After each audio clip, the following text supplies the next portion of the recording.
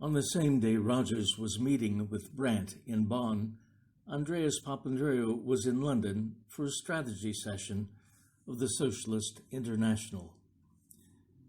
The session was focused on the upcoming expulsion vote.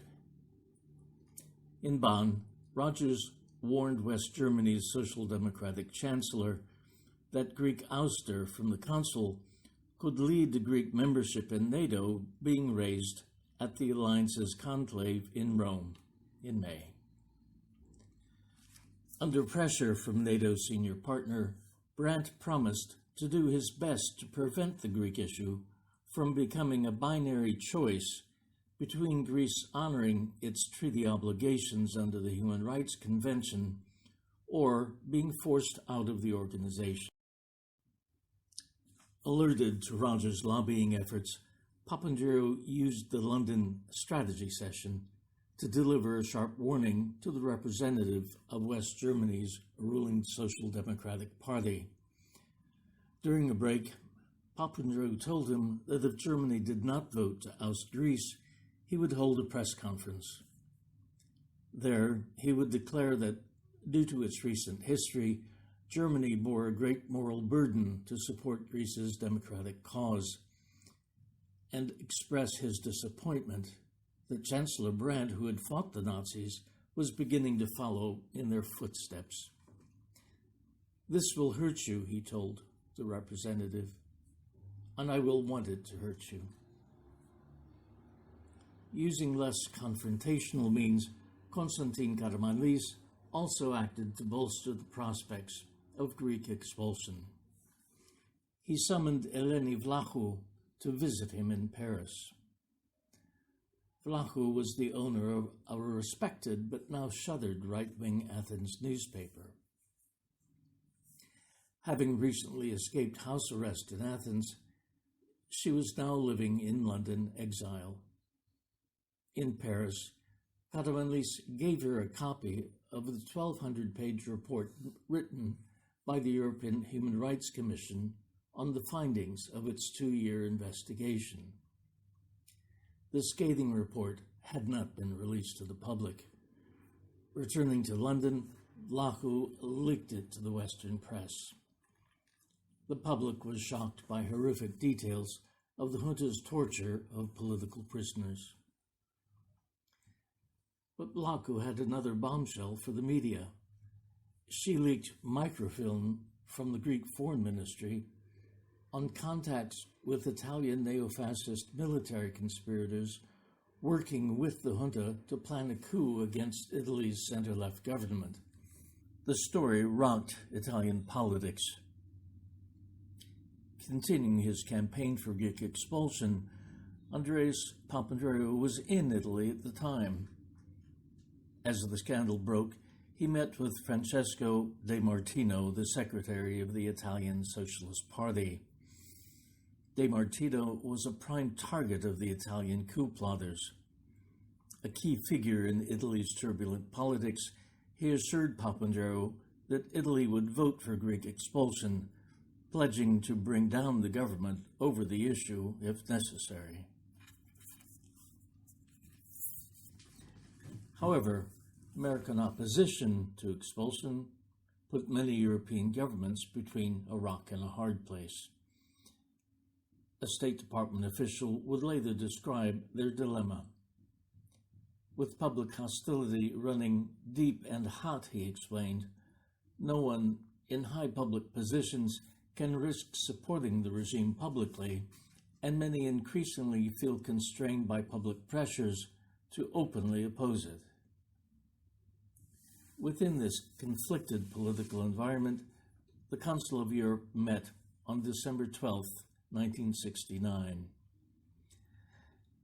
As the session began, it became clear that the majority would vote for expulsion.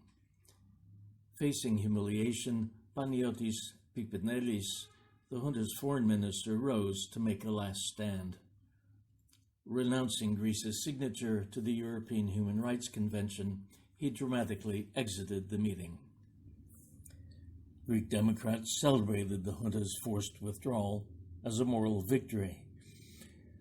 But they also realized that by itself, it would do little to impact the junta's grip on power. Their hope was that European condemnation would give them leverage in Washington for switching horses and backing a transition to civilian rule. What they did not know was that they were fighting a losing battle. Behind a wall of secrecy at the White House, Nixon had already decided to lift the arms embargo in June, 6 months before the Council of Europe's December meeting. To advance that decision, Kissinger convened a meeting of the National Security Council in early October. The key stakeholders, the Pentagon, the State Department, and the CIA, forged a consensus around Nixon's new policy. The key element of that consensus was the Pentagon's determination that the main U.S. interest in Greece lies in maintaining unrestricted access to bases for U.S. staging into the Middle East. Aware that lifting the arms embargo would meet vociferous opposition, the White House postponed announcing the decision until political conditions permitted it. In the meantime, the decision was to remain a tightly held secret. Rogers kept that secret from European allies when he unsuccessfully tried to block the consul's action against the junta. His failure to block Greek expulsion was a tactical setback, but the strategic objective remained in place, and his efforts in Europe did not go entirely unrewarded. After the Council's December meeting, most governments reportedly felt relieved that they had made a gesture that would satisfy public opinion without committing their governments to any further action. Exemplifying that stance was Great Britain. Faithful to Britain's special relationship with the United States, Harold Wilson's Labour government aligned itself with American efforts to prevent action against the junta at the Council from spilling over into NATO. We have never considered that Greek membership of the Council of Europe was relevant to Greece's role in NATO, the Labour government told Parliament. The Council of Europe was the right forum for dealing with the junta, but actions against Greece and NATO would undermine the security of the southeast flank of NATO, thus putting at risk democratic ideals and parliamentary institutions on a scale far wider than Greece. For the British, Greece was apparently an unfortunate exception to NATO's mission of safeguarding the freedom, common heritage, and civilization of their peoples, founded on the principles of democracy, individual liberty, and the rule of law. The imperatives of the superpower rivalry between the United States and the Soviet Union dictated the sacrifice of democracy in Greece for the greater good. And this, even though when the 1967 military coup took place, no communist threat existed to Greece, either internally or from the communist regimes to the north.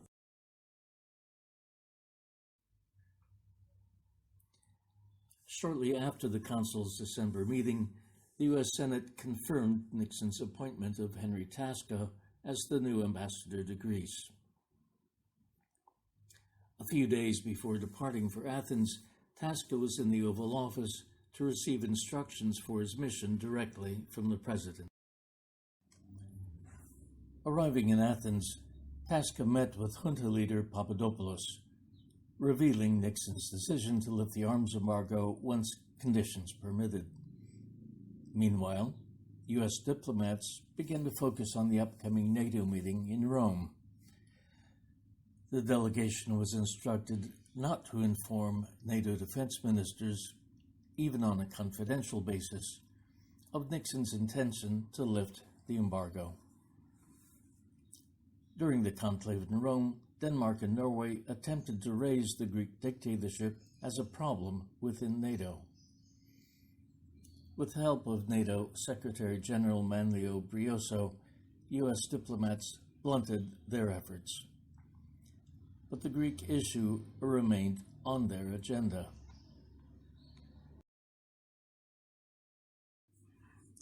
In June, Nixon angrily criticized Europe's continuing opposition to the junta.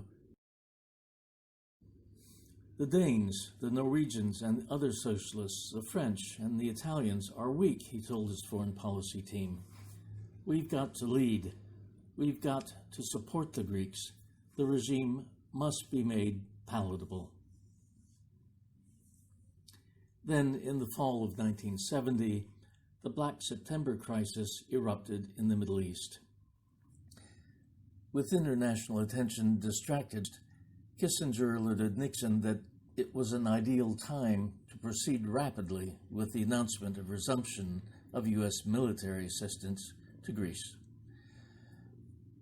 On September 22nd, the U.S. announced full resumption of military aid. Greece was finally brought out of the cold. 10 days later, U.S. Defense Secretary Melvin Laird arrived in Athens, where he was received with great fanfare by the junta.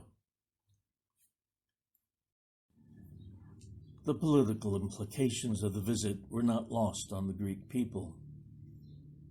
Laird's visit, as State Department analysts reported, would have the effect of convincing Greeks of whatever political persuasion that the U.S. has at last found in Greece the kind of regime it prefers to deal with.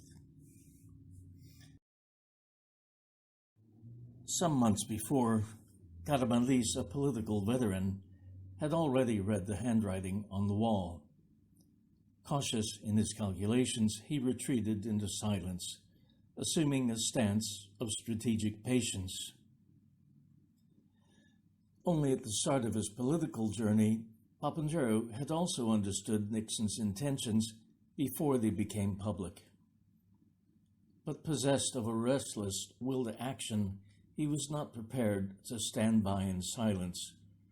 Renouncing NATO and the Cold War division of Europe, he devoted his energies to the long-term project of building a national liberation movement in Greece. But the governments of Western Europe, for their part, accommodated themselves to the new reality. Nixon had prevailed. Greece's political nightmare continued, with no end in sight. Or so it seemed until, more than 2 years later, events took place that upset everyone's expectations. Early in 1973, a student revolt took place at the Athens Law School.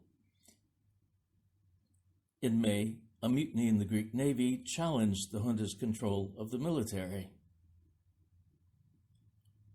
The turbulent events of the next several months validated Voltaire's definition of history as one damn thing after another. Those events included a massacre of students during an uprising at the Athens Polytechnic. Then, the dictator Papadopoulos was overturned in an internal coup led by the dark heart of the junta, the brutal chief of the military police, Dimitris Ioannidis. The new junta grew increasingly unstable. By the summer of 1974, the dictatorship had collapsed in the wake of a Turkish invasion of Cyprus that the Ioannidis junta had itself provoked. As tragedy unfolded in Cyprus, democracy returned to Greece. By an irony of history, Karamanlis and Papandreou returned from exile in the same days that President Nixon was forced by the Watergate scandal to exit the White House.